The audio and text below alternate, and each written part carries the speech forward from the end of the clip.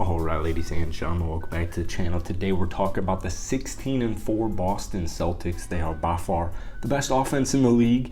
Defensively, they're still not quite there yet, what they used to be last season. We'll talk about that in a second, but you're 16-4. You're on another win streak right now. It's very reminiscent of the 2007-2008 Boston Celtics. And you have an MVP candidate in Jason Tatum. You have Jaylen Brown giving you 26 points. Tatum missed their last game, and we really saw Brown just be able to do his thing. He's just, in general, one of the most underrated players in the entire NBA on both sides of the ball. He is so talented.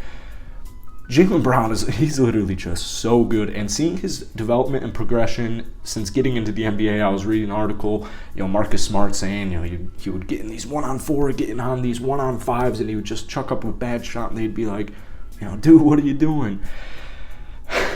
He's come a long way, and you just have one of the best.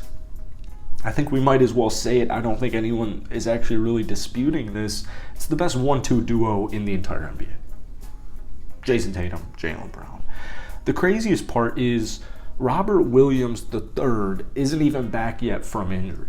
He'll be back hopefully around Christmas. New addition this past year, free agency in the offseason, Danilo Gallinari. He looks to be making good progress, and the Boston Celtics are hopeful that he is going to make a return at some point in the regular season, which is just the cherry on top. They went out there, they had a great offseason. Outside of that, getting a cat, Malcolm Brogdon, former Sixth Man of the Year. He's a beast, and he's coming off of your bench. He's an absolute beast. But what we really see, and Joe Mazzulla just commented on this actually yesterday on their success. We'll talk about it in just a second, but before we get any further into this video, if you guys enjoy it, hit that like button, hit that sub button. If you like daily NBA content, I also post a bunch of NFL content, just a bunch of sports content. If you want more Celtics videos, show some love down below. But Joe Mazzulla on the reason for success, or this much success so far this season, despite having injuries. Al Horford's got a sore back.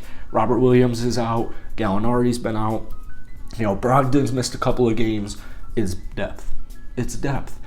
And, I personally didn't think they had really a depth issue last season. They made two huge moves, which we saw throughout the rest of the year in Derek White and Daniel Tice. Daniel Tice, unfortunately, no longer with the team right now, but I felt they had pretty solid depth, but they started the season 20-21, and they had one of the best second halves ever in NBA history. It just, Golden State's a really good basketball team, man. It's as simple as that. Golden State's a really good team, and now that Boston has been through that experience, they didn't have a great NBA Finals, but they definitely didn't have the worst NBA Finals. Now that they've had that experience, you have so many familiar faces on this team, and even guys like, Sam Hauser, Malcolm Brogdon. These are guys who know their role, and they're doing their role on a night in to night out basis. They're very well coached. Joe Mazzulla has done an absolutely phenomenal job. The defense is already, their personnel is just so good. It really is just so good. I know a bunch of Warriors fans who were talking about before the NBA Finals, like in the playoffs last season, saying, Golden State is 100% making and winning the NBA Finals unless they get paired up with the Boston Celtics. At that point, it's a coin flip, and it's going to come down to whoever makes the plays, whoever gets the job done, right? Boston's defense is so good, and I think that people, they had, like I said, they had a really good second half last year, and you'll see it's starting to come back so far this year. You'll see it even more when Robert Williams comes back, but they have this just multi-versatile personnel.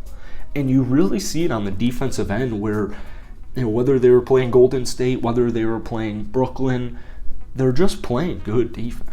They're helping out in the paint. And I think it came on a global or, national scale when Boston swept Brooklyn with Kevin Durant, the really good Brooklyn Nets who crept their way into the playoffs. Sweet. Get the broom out, right? They're just switching. It's nothing. It wasn't anything crazy that they were doing on the defensive end. They were literally just switching. They were closing out. A late closeout's better than no closeout. They were helping each other in the paint. They were stopping they were just clogging up the lane. And they were saying, all right, Kevin, or all right, whoever we're playing, all right, Giannis, whoever it is, if you're gonna beat us, you're just gonna have to beat us straight up, because we have the personnel to guard you. We have the defensive skill to guard you guys. You're just going to have to beat us. You're going to have to make difficult shots, and we saw it with every team they played. Giannis, Kevin Durant, they made difficult shot after difficult shot, but, it's just, would you rather have a contested three or a wide-open layup? Well, I'm going to take the wide-open layup, and, Boston just doesn't give up wide-open layups. So, I think Boston most likely gets back to the NBA Finals this year. We're only 25% of the way, so I'm not really going to get too far ahead of myself here. But guys like Grant Williams, guys like Derek White, Malcolm Brogdon, now this season, Sam Hauser, but even deeper than that, Luke Cornett, he's been such a nice surprise to me. Peyton Pritchard, great three-point shooter, one of the best three-point catch-and-shoot three-point shooter last season. They have so many guys who can do so many different things, but it all starts on the defensive end. This year it's been kind of flip-flopped. It's been offensively, they have been phenomenal, scoring 120.4 points a night, led by Jason Tatum, led by Jaylen Brown. Their fourth leading scorer, Marcus Smart isn't even shooting well this season. He's not even doing that great on the offensive end, but we know, last year's Depoy, right? We know he's a dog on defense. We know he's a big culture piece. We know he's a huge momentum guy. He can shift a game just like that. Very critical players to have. One thing I've really liked about Marcus Smart so far this year is his facilitating and playmaking. He's averaging 7.1 assists on the season. It's nothing crazy, but that is a very big deal. That is something very nice to have. I think Jason Tatum and Jaylen Brown have reached that point of their careers as well where they make everybody else better around them. So you kind of have the first half where they're getting everybody involved. They're still getting their bags, right? They're averaging a combined 56 points together, but they're not forcing anything. Sometimes they'll take turns, right? But they're getting their teammates involved, whether it's just making the extra pass, whether it's just setting picks, whatever the case may be. They're really elevating their teammates. Al Horford is having a crazy efficient season. Derek White's having a crazy efficient season. Malcolm Brogdon's having a crazy efficient season. Here are the guys that are shooting over 40% on this team. Al Horford from three. Al Horford, Grant Williams, Derek White, Malcolm Brogdon, Sam Hauser, Luke Cornett, Peyton Pritchard. It's great. They're all shooting over 40% from downtown. So this is a very unselfish basketball team. They're built for another playoff finals run. Let me know what you guys are thinking about Boston. Hit that like button, hit that sub button. I'll see you guys later.